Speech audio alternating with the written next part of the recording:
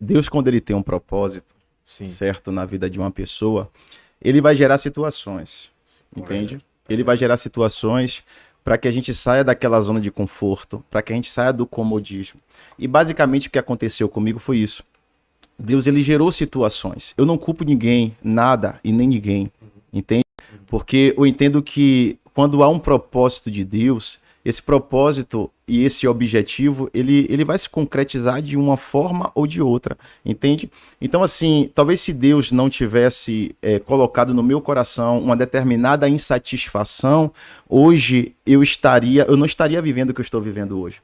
Como eu disse, eu nunca galguei o pastoreio e nunca pensei que o Senhor tivesse isso para mim. Hoje eu entendo, depois de tudo que eu vivi, certo? Foi Deus me preparando para estar onde eu estou hoje, entende? Então, assim, foi um momento que Deus gerou uma situação, um determinado desconforto em mim, certo? Para que eu pudesse tomar uma atitude, saísse da zona de conforto e tomasse uma atitude. A atitude foi tomada, eu disse, Deus, foram quase 4 anos orando.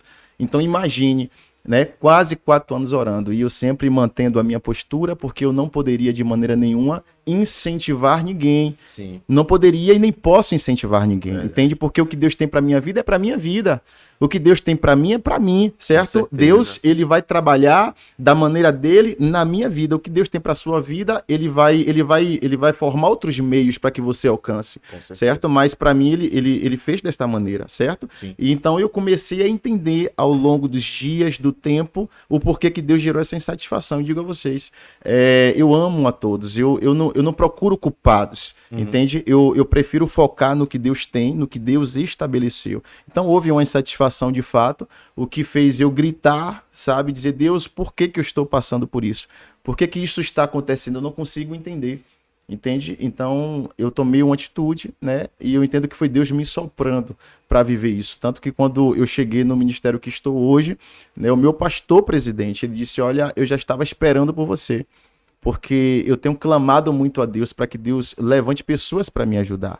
Então eu cheguei em um ministério a qual o pastor presidente, né, o meu pastor Cláudio Ramos, estava de uma certa forma buscando de Deus pessoas para ajudar, né? E a causa é nobre, cara. A causa é nobre, irmão. Entende? O cara é aquele tipo do cara que pega o seu salário e aplica no evangelho, que não tá nem aí para saber o que é que ele vai comer amanhã. Para vocês terem noção do que eu tô falando, ele era trabalhador da Ford, ele pegou os tempos dele, e eu falo isso com muita liberdade, entende? Sim, ele pegou quase 300 mil e aplicou na obra, irmão. Qual é o homem que vai fazer isso, cara? Então essa causa é nobre, então ele é um cara que me cativou, entende? E hoje eu entendo, irmão. Hoje eu entendo isso, sabe? É claro que poucas pessoas vão fazer isso. Eu até digo para ele, eu disse, será que o Senhor está sendo literalmente prudente, porque o Senhor tem uma família, entende? Ele falou, olha, a minha fé é inquestionável, irmão, você tem a sua e eu tenho a minha, entende? E eu calo a minha boca, porque quem sou eu? Você está entendendo? Eu não posso impossibilitá-lo de viver o extraordinário do Senhor. E fé, eu acho que é isso, entende? É você acreditar no suprimento de Deus, entende? Então, assim, são essas coisas que me cativam, me motiva.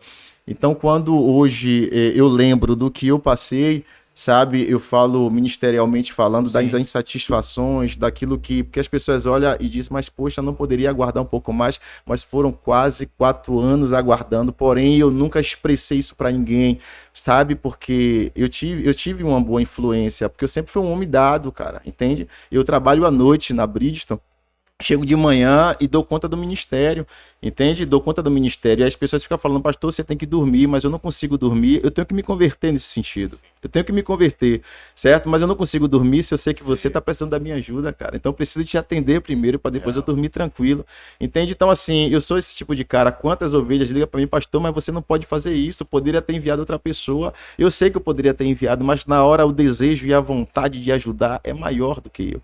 E aí o Senhor, ele tem, né, me agraciado desta maneira. E foi exatamente por isso, mas não foi assim, nada de, sabe? Mas eu vivo, eu não procuro culpados, eu procuro entender o propósito de Deus. É basicamente isso.